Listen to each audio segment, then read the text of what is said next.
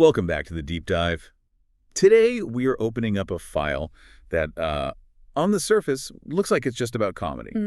But once you start peeling back the layers, and trust me, there are a lot of layers here, it becomes this incredible story about survival, about cultural warfare, and just the absolute absurdity of the American dream when you're looking at it from the outside in. It really is a fascinating case study. I mean, we are looking at a trajectory that just defies almost every rule in the entertainment industry handbook. Right. Usually, if you want to be a famous comedian, you start in your 20s, you're sleeping on couches, you're eating ramen in some dingy basement club. You don't usually start after a 16-year gap on your resume that just says raising children. Exactly. But today's subject, Zarna Garg, did exactly that. She went from being a lawyer to a stay-at-home mom for 16 years to suddenly, at the age of 44, becoming what a lot of people are calling the zany, outspoken voice of the Indian American experience. And she didn't just, dip her toe in the water. She kicked the door down.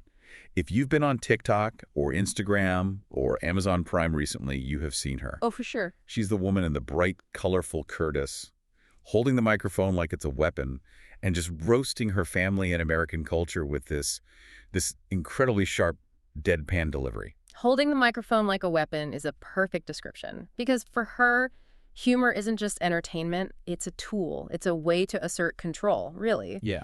And our mission today is to unpack exactly how she does that. We are going to be looking at her Amazon Prime special, 1 in a Billion, which dropped in 2023. And we're also going to do a really deep dive into her memoir, This American Woman, which came out in 2025. It's a very different beast. Very different. And we have a lot of ground to cover. We want to understand how she uses what she calls radical honesty to bridge this massive gap between the old world values she grew up with and the new world chaos she's raising her kids in.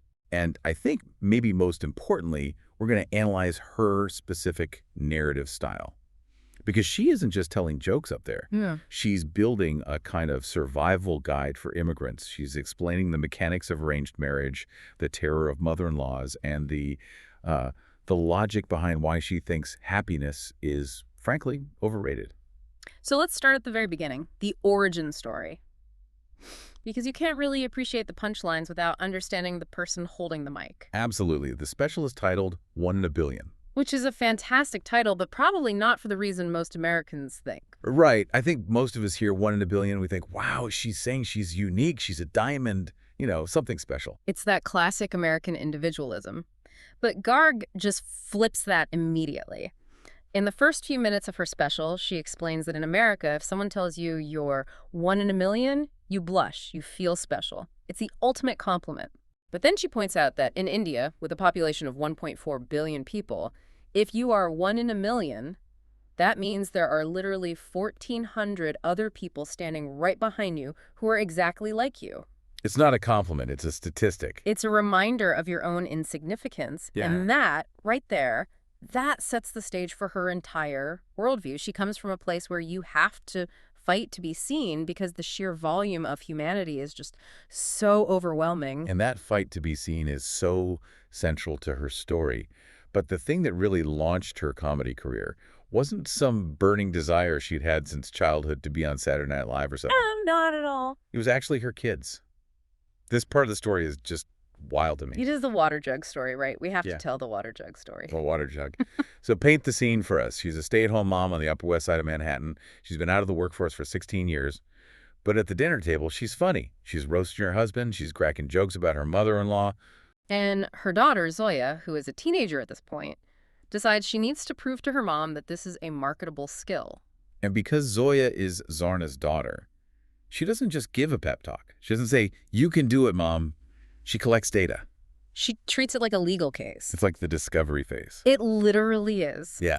The sources say Zoya spent time collecting handwritten notes from friends, family members, guests, anyone who had come over for dinner. Just scraps of paper. Scraps of paper that said things like, "Zarna, you are hilarious," or "You should be on stage." She took all these notes, stuffed them into a big water jug, and presented it to her mom. It was Exhibit A. Here is the evidence, Mom. The jury finds you funny. It's such a pragmatic way to support someone, isn't it? It wasn't just, "I believe in you." It was, "Here's the statistically significant sample size that proves your viability as a comedian." So different from the American follow your heart narrative. Completely. And then you have her son, who played a huge role when the pandemic hit. Oh, the TikTok era. We have to remember the context of 2020. Everyone is locked down. We're all stuck in our houses, going a little crazy. It was a pressure cooker. And Zarna is stuck in an apartment with her husband, her 3 kids, and her mother-in-law. Oh my God, the mother-in-law too. The mother-in-law, too. And her son, who was about 14 at the time, basically just bullied her into getting on TikTok. He said, "Mom, just say what you say to us at the dinner table, but say it to the camera." And that's when the magic happened. Yeah. She wasn't trying to be a polished comedian. She wasn't doing bits. She was just a frustrated Indian mom venting about her family in 60-second clips. And that authenticity is what went viral. She went from having something like 5,000 Instagram followers, mostly friends and family, to becoming this global sensation almost overnight. She was just voicing the internal monologue of every immigrant parent stuck at home during lockdown. Absolutely. But it wasn't just digital fame. The sources mention her first open mic night. Now, anyone who knows comedy knows that a first open mic is usually a tragic event. Oh, it's brutal. It's like 3 depressed people in a basement waiting for their turn to tell jokes to 2 other people. Zarna Garg drew 90 people to her first open mic. 90? That's unheard of. It speaks to the community roots she built. She wasn't just an internet star, she was a community figure. During the height of the pandemic, she was performing stand-up outdoors in Central Park under a tree just to help the community distress. That's amazing. She built a grassroots movement before the industry even knew her name. And then, of course, the industry came knocking. She gets discovered by Kevin Hart's team via Lyft Comics. Which is the dream scenario. That's what propels her onto the national stage. But, and here's where we need to really slow down and look under the hood. If you only watch the Amazon special, you are getting the shiny, punchy, fun version of Zarna Garg. It's the version with the bright red outfit and the big stage and the laugh track. Exactly. It's the performance. But if you read the memoir, This American Woman, you see the darkness that fuels the fire. You see the why. Let's talk about that contrast, because it is stark. In the special, she jokes about arranged marriage being practical. She jokes about her dad being cheap. But the memoir tells a much, much different story. The memoir reveals the trauma behind the humor. Zarna Garg didn't just pivot to comedy. She survived a life that would have broken most people. Let's get into the specifics because they're important. At age 14, she defied an arranged marriage proposal. 14 years old. Most kids in America are worrying about 8th grade math, and she's fighting for her fundamental autonomy. And the consequences for that defiance were severe. Extremely. Her mother had passed away, and her father, who was dealing with his own issues of grief and responsibility, he essentially abandoned the family. The sources detail that after she refused the marriage, she was effectively pushed out of her home. And she experienced homelessness in Mumbai. Yes. The sources say she was begging on trains. That's right. She spent 2 years in a state of extreme financial insecurity, begging on the Mumbai local trains just to survive. So when you hear her on stage now, joking about saving money or keeping plastic bags from 20 years ago, or her obsession with financial stability, it hits different. It's not just a stereotype about cheap Indian parents. It's a trauma response. Yeah. It's born from actual starvation. Precisely. It recontextualizes her entire practicality bit. When she talks about the American dream, she isn't talking about luxury cars or big houses. She's talking about safety. Right. She's talking about the profound relief of having a visa, a roof over your head, and food in the fridge. The memoir details her whole journey to America, the intense culture shock of landing in Akron, Ohio, of all places. Akron, Ohio. Wow. And the constant, exhausting negotiation of living between these two worlds. It makes the comedy feel so earned. She has the right to roast the American dream because she fought so damn hard just to get a piece of it. Absolutely. There's a weight to it that you just don't get if you only see the special. So with that heavy context in mind, let's jump into the actual material. We need to unpack Theme 1, the immigrant experience and cultural clashes. Because she does not pull any punches when it comes to critiquing American life. No, she really doesn't. She structures a lot of this around the concept of practicality versus excess. And nothing illustrates American excess better, in her view, than our relationship with water. The bathtub bit. I love this routine. She is genuinely deeply baffled by the concept of a bath. Well, think about it from her perspective. She comes from a place where water is a scarce, precious resource. You use it to live. You conserve every drop. Right, you don't waste it. Then she comes to America and she sees people filling these giant porcelain tubs with 50, 60 gallons of perfectly drinkable water. And then as she puts it, they just sit in it because they are sad. It's such a sharp, hilarious critique of luxury as a coping mechanism. To her, a shower is functional, it gets you clean, it serves a purpose, and it stops when you stop it. But a bath. A bath is just wallowing in resources. It highlights this fundamental difference. In America, we use resources to manage our emotions. In the immigrant mindset, you conserve resources to ensure your survival. There's no room for sad baths when you're worried about tomorrow's dinner. She also takes on that classic xenophobic trope. Immigrants are coming to take our jobs. Oh, the Seinfeld bit. This is brilliant. She really goes for the jugular here. She targets Jerry Seinfeld specifically, right? Which is a bold move. It's very bold. She brings up Superman. Now, Superman is the ultimate American icon, the symbol of truth, justice, and the American way. Of course. But Garg points out the obvious thing we all forget. Superman is an immigrant. He is literally an alien from the planet Krypton. He's a refugee. And yet, what's the first thing he does when he gets here? He gets a job. He works at a newspaper. She says, we are taking your jobs, even in pop culture. We are taking the superhero jobs, too. That is such a clever subversion. She takes a talking point that is usually used to attack immigrants, and she turns it into a flex about their unstoppable work ethic. It's a total power move. She's saying, not only are we taking the jobs you don't want, we're also taking the ones you fantasize about. She applies this same Indian lens to what she calls American absurdities. And we have to talk about yoga. Hot yoga. This is a personal grievance for her. You can feel it in her delivery. She calls it a blood sport. Right. To her, yoga is just life. It's what her grandmother did in the living room while watching TV. It's free, it's breathing, it's calm. But in America, we have commodified it. We turned it into this intense, sweaty, expensive ordeal where you pay $30 to suffer in a room that smells like feet and you might pull a hamstring. It's the capitalism of calm. We try to buy peace, and she finds that completely absurd. This theme of resource management just runs through everything. It does, and the plastic bag joke is a classic example. The drawer full of bags. Every immigrant family has one. She talks about keeping plastic bags from 1995 because they carried dreams from India. It's a joke, but it's also so poignant. It touches on that hoarding mentality common in people who have experienced true scarcity. You keep everything because you never know when you might lose everything again. Exactly. But then she clashes with the modern eco-trends. Her kids want to recycle. They want to be green in the Western Whole Foods sense. And she argues that her method, just using one light bulb for the whole house, is the ultimate form of environmentalism. She says, don't look rich, turn off the light. It highlights that environmentalism in the West is often a consumer choice. You buy the green product, the electric car. For the immigrant, environmentalism is just a necessity. You don't waste because you can't waste. It's not a moral choice. It's a financial one. We also have to talk about the green card. It is the golden ticket in her comedy universe. It's like the central plot device. It is the recurring motif. She jokes constantly, and I mean constantly, about marrying for a green card, not for love. Right. She has this line she delivers with such confidence. I didn't marry for love. I married for a green card. It's so blunt. It totally disrupts the romantic narrative we are so used to, the whole Disney version of love. It's that radical honesty again. She is saying the quiet part out loud. For many immigrants, a strategic marriage is the most practical path to stability, and she extends this confidence to how she navigates language. Oh, the code switching and accents bit. Yeah, there is a great bit about how her kids, who are American-born, are always correcting her pronunciation. Like the word nuclear. Right. They say, Mom, it's nuclear. And she retorts that in Hindi, or just in her worldview, language is just a tool to get a point across. It's purely functional. Purely. She basically says, if you understood what I meant, then I spoke correctly. Why are we obsessing over the vowels?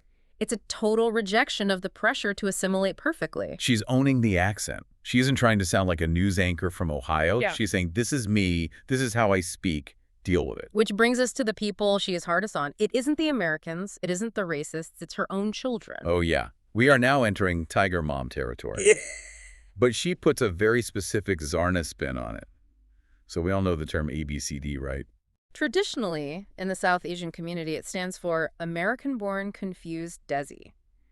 It refers to second-generation kids who are torn between their parents' culture and American culture, feeling like they don't quite fit in either world. It's a term about identity crisis, really. Yes. But Garg renames it, and it is brutal. It really is. She calls them always bitching and complaining dum-dums. I gasped when I read that in the source material. Yep. It is savage. But it frames the generational conflict perfectly. On one side, you have the parents who walked through fire, dealt with homelessness, dealt with visa issues, started from zero. On the other side, you have kids who are having a mental breakdown because the Wi-Fi is slow. And she goes really hard on the career ambition stuff. Yeah. The clash between, STEM fields and the American idea of following your dreams. This is a classic immigrant conflict, but she makes it hilarious. She has a deep comedic disdain for ceramics majors or kids who want to backpack through Europe to find themselves. UPS is always hiring philosophers. That line just stuck with me. It cuts deep. She talks about subsidizing clay pots in Palo Alto for her adult child. Her argument is data-driven, which is very on brand for her. She points to the CEOs of Google, Microsoft, Adobe. All Indian American. All Indian American. And she says, you think those CEOs spent their summers swinging on a tire at camp? No, they were studying. It's the argument that a boring childhood is the secret to a successful adulthood. Exactly. She frames fun as a liability. If you are having fun now, you will be suffering later when you can't pay your rent. If you suffer now by studying calculus, you will be the CEO later. It's deferred gratification on an epic scale. And this friction just explodes when it comes to mental health. This is where the cultural gap seems widest. Oh, absolutely. She contrasts American therapy culture, which validates every feeling, tells you to breathe, tells you to take your space, with the Indian practical approach. Which is what? Just ignore your feelings. Denial. Or action. Her cure for anxiety is study harder. Or vent to your auntie for 10 minutes and then get back to work. Yeah. To her, anxiety is a byproduct of having too much free time. If you're working hard enough, you don't have time to be anxious. It's obviously controversial. It is, and psychologists would have a field day with it. But it resonates with a lot of parents, not just immigrant parents, who feel like modern parenting has become too soft. She is voicing the frustration of parents who are thinking, I gave you everything, why are you sad? And this carries over into her kids' social lives. Dating apps. She talks about vetting her kids' matches on Tinder and Bumble. But she isn't looking for personality matches. She isn't asking, does he like hiking or does he have a good sense of humor? No. She's looking for visa status and biryani cooking skills. She is looking for survival traits. Can this person keep you alive? Can they feed you? Can they secure your position in this country? If yes, marry them. The love can come later. Or not. Which brings us to the absolute centerpiece of this deep dive. We need to talk about her narrative arc called The Love Happened Afterwards. This is really a masterclass in storytelling. It's a specific long-form routine where she breaks down the mechanics of her own arranged marriage, and it totally flips the Western narrative of romance on its head. So let's break it down phase by phase. She treats it almost like a business merger. Phase 1 is the logistics. Right. The premise is simple, and she lays it out like this.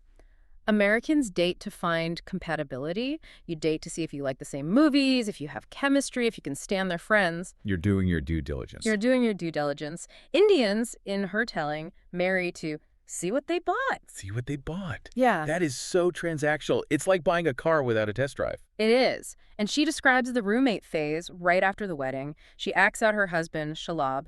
In the beginning, he had absolutely no opinions. She'd ask what he likes to eat, and he'd just say, whatever you like. Which sounds nice at first. Yeah. Maybe, like he's easygoing. But she frames it as terrifying. It's like being married to a ghost or a wall. There's no feedback, no data. She talks about the transition from the engagement, where he's opening car doors and being polite, to the marriage, where he's suddenly opening problems. And the cleanliness thing, this killed me. She has this realization that for her husband, clean isn't a physical state of hygiene. It's a feeling. Yes. If he feels the house is clean, then in his mind it is clean, even if the sink is full of dishes, even if there are socks on the floor. If his vibe is good, the house is clean. It's a hilarious observation on domestic blindness that so many partners, not just in arranged marriages, can probably relate to. For sure. So they are living like these two strangers, these roommates who barely know each other. And then we enter phase 2, the mother-in-law. Or as Garg calls her, the CEO. This character is the true antagonist of the story. She describes the mother-in-law not as a person, but as a legacy system that came pre-installed with the marriage. A legacy system, like outdated software. Exactly. You can't uninstall it. You can't reboot it. You just have to work around the bugs and hope it doesn't crash the whole computer. And the dynamics she describes are just brutal. The passive aggression is off the charts. Oh, the compliments that are actually insults. She gives the example, "You are very brave to wear that." Oof. It sounds nice, but what it really means is, "You look terrible and everyone is staring at you." And the food control. The food control. Monitoring every bite Zarna takes like she's the Reserve Bank of India monitoring inflation. Oh, you are having a second roti? Okay, good for you. It's Yeah. all about control. But the core conflict here, the real insight, is what Garg calls neutrality is betrayal. This is a profound observation about family dynamics. In the beginning, whenever there was friction between Zarna and the mother-in-law, the husband would try to stay neutral. He wouldn't pick a side. He thought he was keeping the peace, being the diplomat. Right, he thought he was being diplomatic. But Zarna explains it doesn't work, not in this power structure, because she explains that in the power dynamic of a traditional arranged marriage, if the husband stays neutral, he is essentially siding with the mother, because the mother holds all the structural power. She is the incumbent. Silence supports the oppressor. That makes total sense. He's the bridge between them, and if the bridge is closed, she's just stranded on the island with the monster. Exactly. Which leads us to phase 3, the shift. This is where the love actually happens, and you have to put love in air quotes here. And it's not because of a candlelit dinner. It's not because he got her flowers or wrote her a poem. No. The turning point is when the husband finally stops saying one word, adjust. Adjust. That's the trigger word. It is the trigger word for, I think, every Indian daughter-in-law. Just adjust a little bit. It means suffer in silence for my convenience. The shift happens when he stops saying adjust and starts standing up for her. He starts explaining his wife to his mother. She defines love as standing between your wife and your mother. That's it. It's redefining romance as shared survival. It's moving away from the Western fairy tale of butterflies and passion and soulmates and toward this idea of tolerance with paperwork.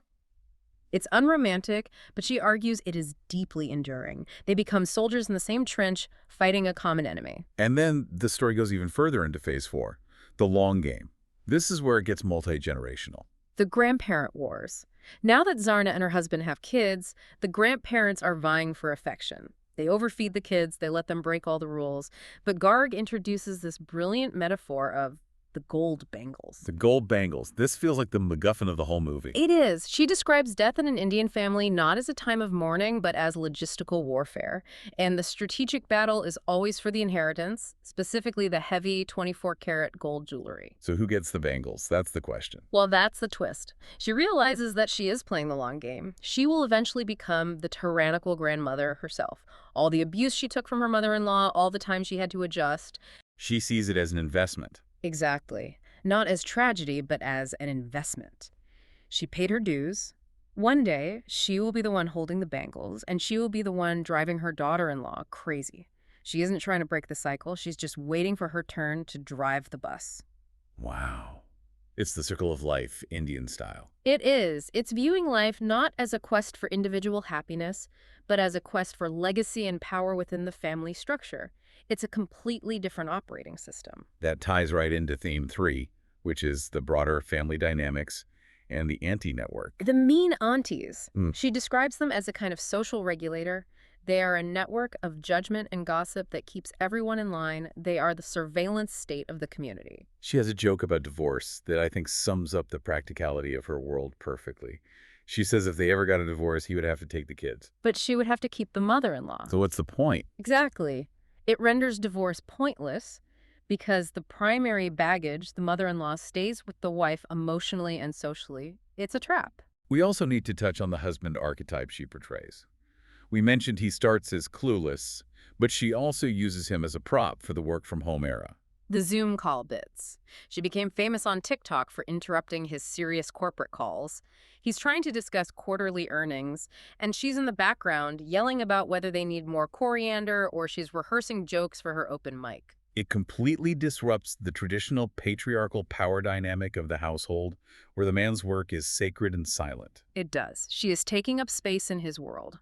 She is asserting that her domestic chaos is just as important and just as valid as his corporate strategy. Okay, so we've analyzed the content, but we need to look at the style and reception. Because Zarna Garg occupies a very specific niche. She calls it clean comedy. This is a deliberate business choice on her part. She avoids blue comedy. So no sex, no swearing, none of the really raunchy stuff you hear from a lot of modern comics. Why is that? Given how radically honest she is about everything else, you'd think she wouldn't filter herself. Part of it is the influence of Kevin Hart, whom she cites as a major inspiration. He's a master at that. She wants to bring parents and kids together. If the comedy is too dirty, Indian families won't watch it together. The parents will turn it off the second there is a sex joke. They just will. That makes sense. It's a strategy to get the whole multi-generational household on the couch at the same time. Exactly. She also admires Gabriel Fluffy Iglesias and Jerry Seinfeld. It's that approachable, observational, family-friendly vibe. But just because it's clean doesn't mean it isn't edgy. I was going to say, it's not soft comedy. Not at all. Her radical honesty about hating her mother-in-law or regretting her kids' career choices is actually sharper and more shocking than a lot of dirty jokes are. That's true. Saying you wish your kid was a scientist instead of being happy is way darker than dropping an F-bomb. Yeah. But not everyone loves it. Let's talk about the reception. It's very divided. On Amazon Prime, she has massive approval. 81% 5-star ratings. People call her relatable, a zany voice. They see their own families, their own mothers-in-law in her jokes. But if you go to Reddit, The dark underbelly of the internet. you see the criticism. Some people, particularly from the South Asian community, feel she is just rehashing old stereotypes. The Apu critique. In a way, they call the accent fake or exaggerated. They say the material is well-trodden. Jokes about cheap parents and spicy food have been done before by other comics. Right. But there's also the inside baseball nature of her jokes. She uses terms like uptan, the turmeric paste for weddings, or haldi, or specific Bollywood references without stopping to explain them. Which a mainstream American critic might call rambling or confusing because they don't have the cultural context. Exactly. But for her core audience, those are Easter eggs. Those are winks to the Desi community. It creates this sense of belonging for the insiders, even if it alienates some outsiders. It's a signal that says, I am talking to us.